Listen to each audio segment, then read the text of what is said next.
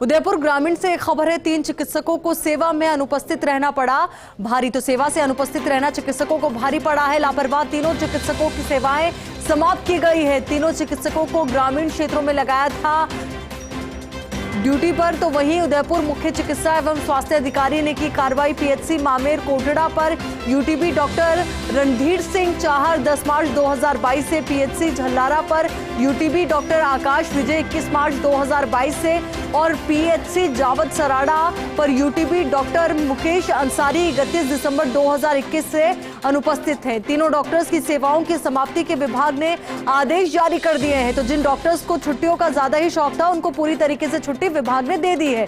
उदयपुर ग्रामीण से एक खबर है।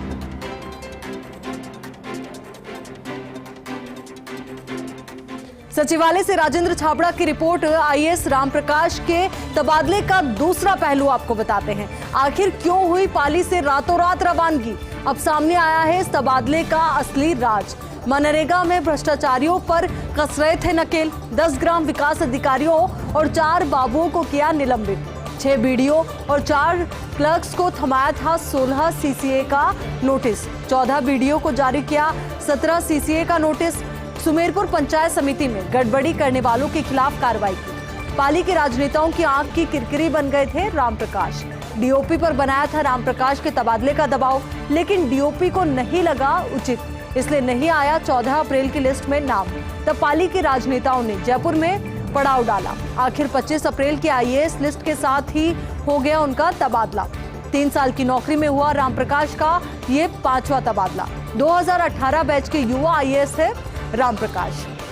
तो बेहद महत्वपूर्ण ये खबर सचिवालय से राजेंद्र छाबड़ा की रिपोर्ट से जुड़ी हुई।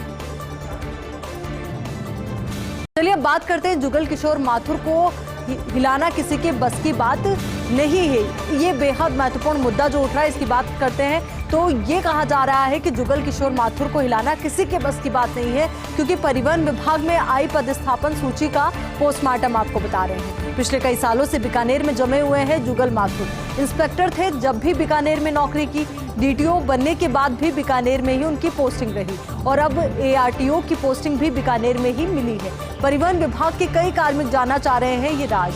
आखिर किस फॉर्मूले से बरसों से बीकानेर में ही जमे हुए हैं जुगल किशोर माथुर? तो आखिर वो कौन सा फॉर्मूला है जिसकी वजह से बीकानेर में ही जमे हुए हैं जुगल किशोर माथुर? ये कई अधिकारी फॉर्मूला जानना भी चाहते हैं, क्योंकि ये बात सामने आ रही है कि जुगल किशोर माथुर को हिलाना किसी के बस की बात नहीं है। परिवहन विभाग में आई पदस्थापन सूची का पोस्टमार्टम आपको बता रहे हैं। पिछले कई सालों से बीकानेर में जमे हुए हैं जुगल माथुर। इंस्पेक्टर थे तब भी बीकानेर में नौकरी की, डीटीओ बनने के बाद भी बीकानेर में ही पोस्टिंग रही और अब एआरटीओ की पोस्टिंग भी बीकानेर में ही मिली है। तो परिवहन विभाग के कई कार्मिक अब ये जानना चाह रहे हैं कि आखिर ये राज है क्या। जल जीवन मिशन को लेकर आज हुई महत्वपूर्ण बैठक। केंद्रीय जल शक्ति मंत्री गजेंद्र सिंह शेखावत ने ली ये बैठक। प्रदेश के 25 में से 17 सांसद पहुंचे बैठक में। बैठक के बाद मीडिया से बातचीत में बोले शेखावत, कहा राजस्थान में काम की रफ्तार काफी धीमी है। अभी देश में 29वें स्थान पर है राजस्थान। ईआरसीपी के मामले में बोले गजेंद्र सिंह शेखावत, कहा इस मुद्दे पर मीडिया में बयानबाजी से बचे। राजस्थान सरकार को गंभीरता से प्रावधान के तहत काम करना चाहिए। उसके बाद केंद्र सरकार भी इस पर तेजी से काम करेगी। नेशनल प्रोजेक्ट घोषित करने को लेकर भी सहानुभूतिपूर्वक विचार किया जाएगा। तो नेशनल प्रोजेक्ट घोषित करने को लेकर भी सहानुभूतिपूर्वक काम किया जाएगा। तो जल जीवन मिशन को लेकर आज महत्वपूर्ण बैठक हुई। केंद्रीय जल शक्ति मंत्री गजेंद्र सिंह शेखावत ने ये बैठक ली। प्रदेश के 25 में से 17 सांसद बैठक में पहुंचे। बैठक के बाद मीडिया से बातचीत में गजेंद्र सिंह शेखावत ने कहा कि राजस्थान में काम की रफ्तार काफी धीमी है। अभी देश में 29वें स्थान पर है राजस्थान। तो वहीं ईआरसीपी के मामले पर उन्होंने कहा कि इस मुद्दे पर मीडिया में बयानबाजी से सांसदों को बचना चाहिए, तो वहीं नेताओं को भी बचना चाहिए। राजस्थान सरकार को गंभीरता से प्रावधान के तहत काम करना चाहिए। उसके बाद केंद्र सरकार भी इस पर तेजी से काम करेगी। नेशनल प्रोजेक्ट घोषित करने को लेकर भी सहानुभूतिपूर्वक विचार किया जाएगा।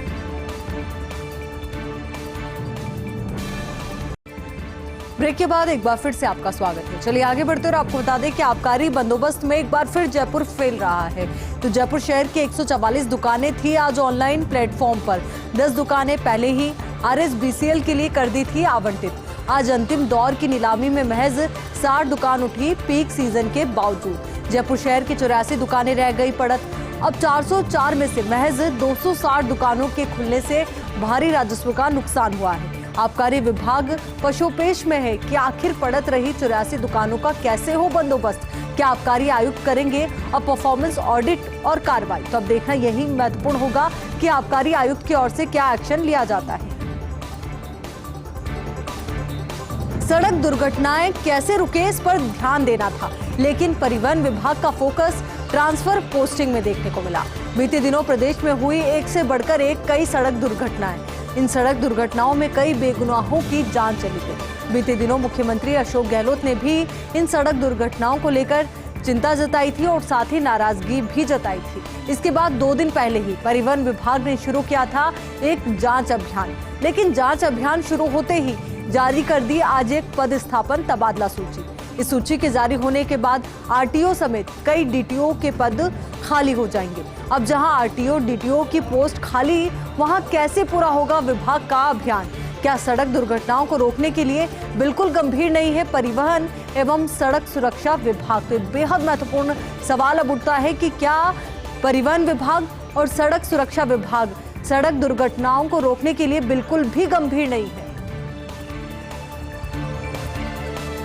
चलिए अब बात करते हैं हाउसिंग बोर्ड की एक और कामयाबी की। तो हाउसिंग बोर्ड को मिला है प्रतिष्ठित IBC 2021 अवार्ड। केंद्रीय आवासन और शहरी कार्य राज्य मंत्री ने किया है सम्मानित। इंडियन बिल्डिंग कांग्रेस के 25वें वार्षिक सम्मेलन में मिला हाउसिंग बोर्ड को ये award. Housing board commissioner Pawan Arora ने सभी कार्मिकों को बधाई दी है। विशिष्ट सेवाओं के लिए मुख्य अभियंता KC मीणा भी हुए हैं सम्मानित।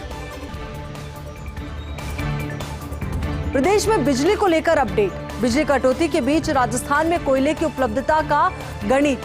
राजस्थान में बड़े बिजली घरों में सिर्फ 2 से 6 दिन का कोयला। फिलहाल विद्युत उत्पादन निगम को मिल रही है रोजाना 18 से 20 रैक।